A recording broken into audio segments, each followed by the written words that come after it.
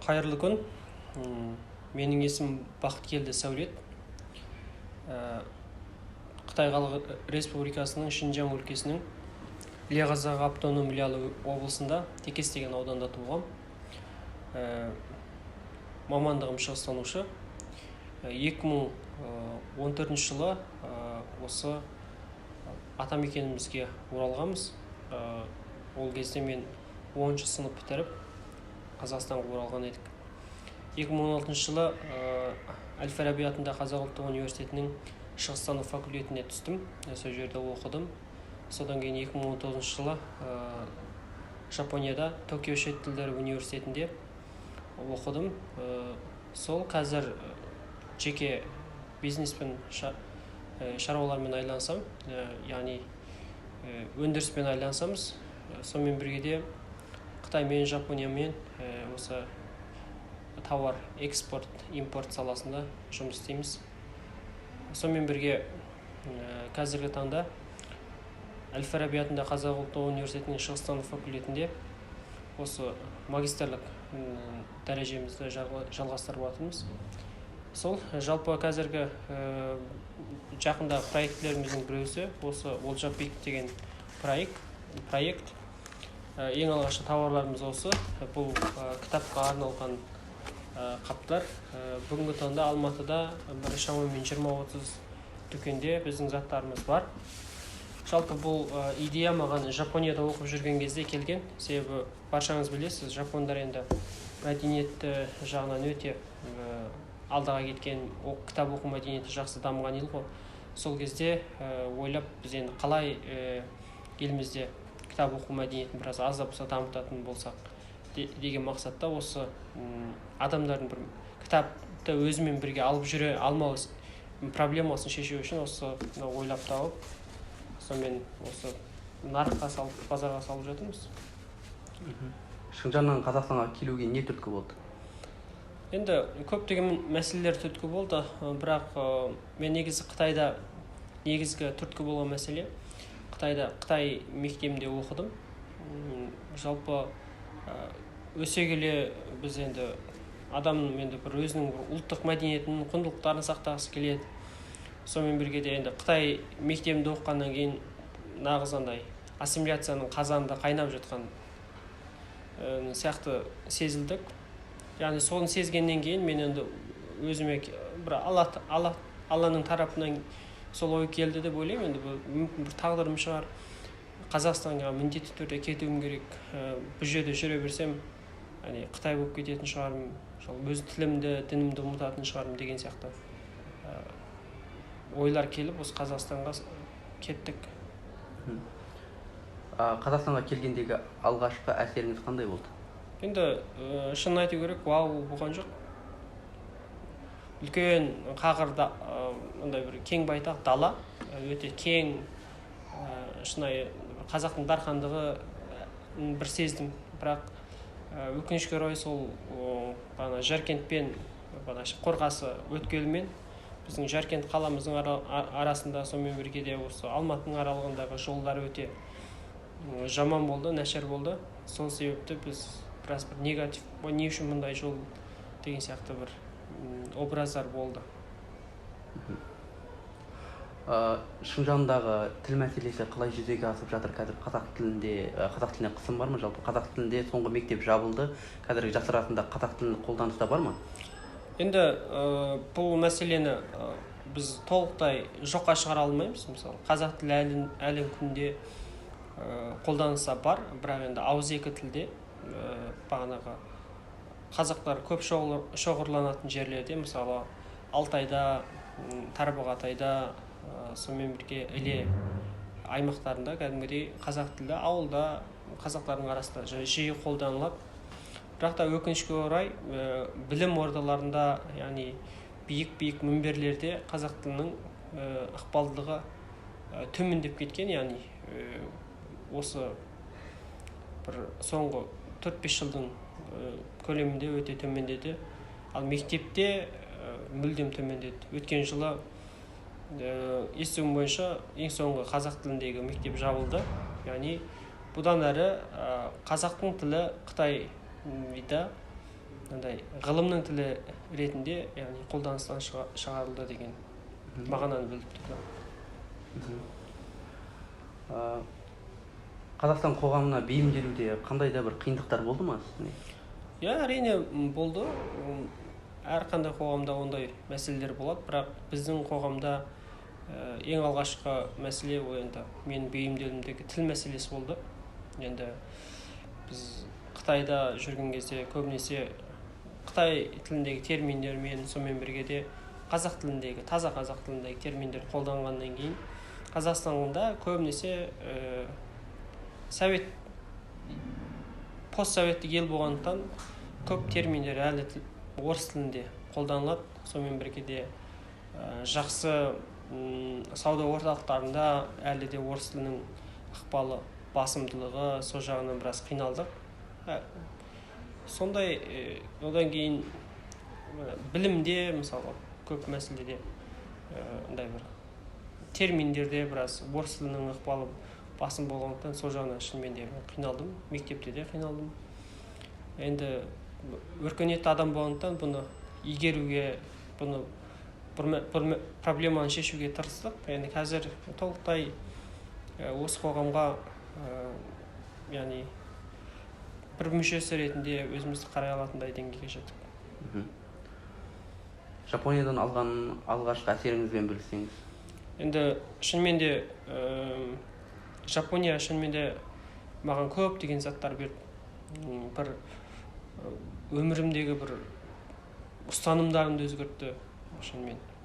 Ең алғашқы әсерлерім болса, олардың тазалығы, олардың тәртіптілігі, бір ұйымшылдығы, дисциплинаға, яғни тәртіпке бір бойсұнғыштығы, сол әсерлері өте қатты ұнады. Сонымен бірге олардың білімге деген, кітап оқуға деген бір құштарлықтары өте ұнады. Жапония мен Шыңжаңның айырмашылықтары туралы айтып өтсеңіз?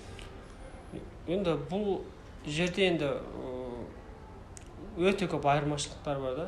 Екеуі екі яғни әлем, екі рухани әлем да, яғни екі түрлі мәдениет. Бірақ ортақ құндылықтар бар, енді адамзатқа тән ортақ гуманистік құндылықтар бар, бірақ ортақ әлемнің қай түкпірінде болсын. Айырмашылықтардың ең алғашқы айырмашылығы енді Шыңжаңдағы маған тамақ, ас мәдениеті жағынан айырмашылықты байқадым. Сонымен бірге де адамдардың іскерлік мәдениеті, яғни осы жағынан өте айырмашылықтар байқадым. Себебі жапондар өте уақытқа берік келеді, профессионализм басымырақ болады. Одан кейін ұжымшылдық, бір коллективизм деген сияқты сол жағы өте Жапонияда басым. Жапонияда бар еркіндік, Шыңжаңда бар деп ойлайсыз ба? Ондай еркіндік жоқ деп ойлаймын. Мысалы, қарапайым мен сізге бір нәрсені айтайын. Жапонияда Нарита деген аэропорт бар, сол жерде. Сол Нарита аэропорты осыған дейін 40 жыл болды да салынып жатқанына, жұмыс жүріп жатқанына. Бірақ Наритада сол жерде бір семьялар бар, өздерінің отбасылары бар, сол жерде жері бар да, сол жерде егін салады, сол жерде әлі күнге өкімет 40 жыл бойы оларды көшіре алмай отыр. Себебі демократия бар. Ал Нарита әлемдегі ең бірден-бір сағат 11-де ғана жабылатын аэропортта, 11-де жабылады, таңғы 6-ға дейін. Себебі сол жерде 4-5 семья демалу керек. Солардың мазасын бұзбау үшін солай демократия да бұл енді қарасаңыз. Ал енді Шыңжаңда ондай жоқ деп ойлаймын. Оралман сөзінің қандас сөзіне алмасуына қатысты көзқарасыңыз? Мен негізі бұл сөзге қатты назар аудармаймын. Маған негізі былайша айтқанда бәрібір деген сияқты позиция ұстанамын. Себебі бұл сөзге мағына беретін адамдардың өздері шынайы оралманның жақсы көрсетіп дәлелдейтін адам болсақ, біз білімді, еңбекқор, бір жақсы моральды, этикетті ұстанған адам болсақ, біз қоғамда бұл бір позитивті ұғым болып қалыптасады да. Қандас сөзі енді өкінішке орай бана оралман сөзі енді бір негативті мағына бергендіктен бұл қандас жаңа ұғым ғой, бұған ешқандай бір негативтік мағына жоқ та, сол үшін адамдарға бір жақсырақ, құлағына жақсы естілуі мүмкін да. Сол үшін бұл жерде ең маңызды мәселе ол адамдар біз қандай мағына беруімізге байланысты ғой. Жергілікті қазақ болсын, ол шынайы оны оралман деп сыртқа қаға ма жоқ, оны өзінің бауыры деп ішіне тарта ма. Ал бағана оралман болса өзін достойны ұстай ма осы қоғамда? Жоқ, достойны ұстамай ма шынайы. Осы жерде деп ойлаймын, бұл жерде жақсы білім алсақ, жақсы өзімізді көрсете білсек, бір жақсы қоғамға пайдамыз тисек, менің ойымша бұл сөзде тұрған ешқандай мағына жоқ. Керісінше андай болу керек сияқты. Бұл ұғымдар болмау керек те негізі қоғамда. Өзіңізді оралман ретінде деп атағанды қолайлы көресіз бе, жоқ әлде қандас деп атағанды қолай көресіз бе? Енді маған негізі бұл комплекстен мен шыққам баяғыда. Басында ұялатым мен бір оралман деп атаса. Бірақ бұл енді адамның бойында комплекстер үздіксіз білім алу арқылы, өзіңді шыңдау арқылы шығады. Маған бәрібір айта берсе. Олар айта береді, мен жүре беремін да. Сол үшін мен ойымша бұл жерде оралман, қандас деп қолданбау керек та негізі қоғамда.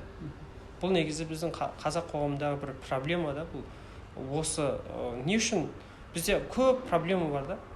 Именно осы не үшін тек қана осы сөздерді көп қолданамыз да. Бізде қанша ғылымда, қанша проблемалар бар, қаншама қоғамдық мәселелер бар. Біз осы бір дейтіндей затты қозғап, басымызды, миымызды ашытып, осымен миымызды ашып жүрді. Біздің ғылымымыз, бизнесіміз, кәсібіміз қайда қалды? Осы жағын қолдану керек. Негізі қазақтардың арасында қолданбау керек. Просто қазақ деп қана қолдану керек, болды. Ары қарай сен андайсың, сен аласың, сен жыласың деп қолдану дұрыс емес деп ойлаймын. Қазақстанда оралман сөзіне қатысты кейбір келеңсіздіктер туралы ойыңыз қандай? Жалпы Қазақстандағы келеңсіздіктер бар дейсіз, ойлайсыз ба? Оралмандарға дискриминация? Енді әрине бар. Бұл енді кейбір адамдардың ғана мысалы деп ойлаймын. Себебі бұның бәрі адамның бір мәдениеттілігіне, өркениеттілігіне, қаншалық біз әлеуметтенген адамбыз, қаншалық әлеуметтенген индивид біз, соған байланысты бұл мәселелердің бәрі. Өзінің мәдениет деңгейі, жан дүниесі таяз болса, ол дискриминация жасайды да. Өзін осы қоғамның бір мүшесі ретінде қарамайды да. Осы тұрғыдан деп ойлаймын, бұл өкінішке орай сондай жағдайлар бар ғой. Шыңжаңдағы саяси жағдайларға қатысты өз көзқарасыңыз қандай? Мен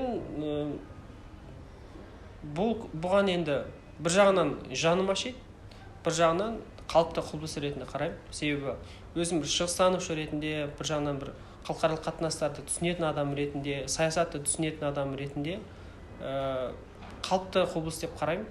Себебі әрқандай бір империя ол өзінің өктемдік саясатын жүргізеді. Ал бірақ жалпы адамзаттық біз Қытайды қандай тұрғыдан яғни оны жек көреміз, оның саясатын қате дейміз. Яғни адамзатқа ортақ гуманистік құндылықтарды бұзғаны үшін біз оны жек көреміз. Бірақ тарихтың өзін бір қарасақ, көптеген империялар осындай саясат жүргізіп келген, ассимиляция жасайды. Ол енді үйіңізде бір бүлік болып жатса, ондай саясаттар жүргізу негізі ол саясат тану ғылымында бұндай бір үрдістер бар. Осы тұрғысынан қараймын енді, бірақ сонда да енді адамды ғұждан деген адамгершілік тұрғысынан мен бұл мәселеге түбегейлі қарсымын. Бірақ саяси тұрғыдан бір түсінушілік, Қытайдың саясатын түсіністікпен қарауға тура келеді. Яғни бұл көп адам өз пікіріме өзім қарсы болуы мүмкін, бірақ осы тұрғысынан енді тарихтың өз мысалдары көп та бұндай. туған жер туралы ойыңызды айтып өтсеңіз, туған жеріңіз туралы. Енді туған жерім енді сондай бір керемет. Yani шынымен де Таңжарық атамыздың бір өлеңі бар, іле туралышы. Байқасам іле жердің ортасындай, егерде дене болса қолқасындай, тау алтын, тасы күміс, ағашы жез, сулары ерке қойдың сорпасындай деп. Шынымен де сондай өте әдемі, шынайы қазақи. Мен негізі 10 жасқа дейін атам мен әжемнің қолында өстім. Жыл сайын жайлауға баратын едік, кегіз үйдің ішінде қонып, сол жерде ағаш отының шайын ішіп, соған қайнаған. Жаңбыр жауған кезде жалаң аяқ көкшеттің үстінде сондай тайынша мініп, ат мініп, көкпарға шауып, сондай бір өте бір шынайы бір қазақи болмысқа тән бір күндерді басымнан кештім деп ойлаймын. Соның бәрі енді табиғаты өте көркем. Шынымен де менің ойымдағы әлемдегі ең көркем жерлердің бірі сол өзімнің туған жерім деп ойлаймын. Үйді сағынасыз ба? Қаншалықты дейін сағынасыз? Енді сағынам, бірақ енді қазір туыстарымды ғана сағынамын да. Достарыңды сағынасың, бірақ қазір енді осы елдің бір мүшесі ретінде болғандықтан ол сағынышты қатты бүйтіп қозғап, өзімді бүйтіп оған мәжбүрлемеймін. Себебі елімізде керемет, мысалы осы жерде достарымыз бар, семьямыз бар, отбасымыз бар, туған туысқандарымыз бар. Осының өзі біраз бағанағы сағыныштардың бәрін басады. Шыңжаңның алдағы болашағы қалай болады деп ойлайсыз? Шыңжаңғы қазақтардың, шыңжаңдық адамдардың болашағы қандай болуы мүмкін? Мен енді кешірім сұраймын, бұл мәселеге негативті, бір пессимистік көзқарасым бар. Егер де Шыңжаң бағана Қытай өзінің саяси тұрғысынан бір күйзеліске ұшырап, бір ыдырап кетпейтін, Совет одағы сияқты ыдырап кетпейтін болса, ондай жағдай болмаса, яғни ыдырамаса, ол жердегі қазақтар болашақта енді бір 20 жылда басқаша мүлдем бір қытайша сөйлейтін, бір ассимиляцияланған бір қазақтар болады деп ойлаймын. Ал бір құдіретпен, бір саяси тұрғыдан, бір тұтқиылдан енді бір Алланың қалауымен болып бұлар ыдырап кетсе, біз баяғысында қазақтың мәдениеті, біз мына жақтан Қазақстан тарапынан мындай жұмсақ күш саясаты арқылы біз ықпал жасайды, ол бағанағы мәдениетімізді құтқарып аламыз деп ойлаймын. Сұхбатыңызға рахмет. Рахмет.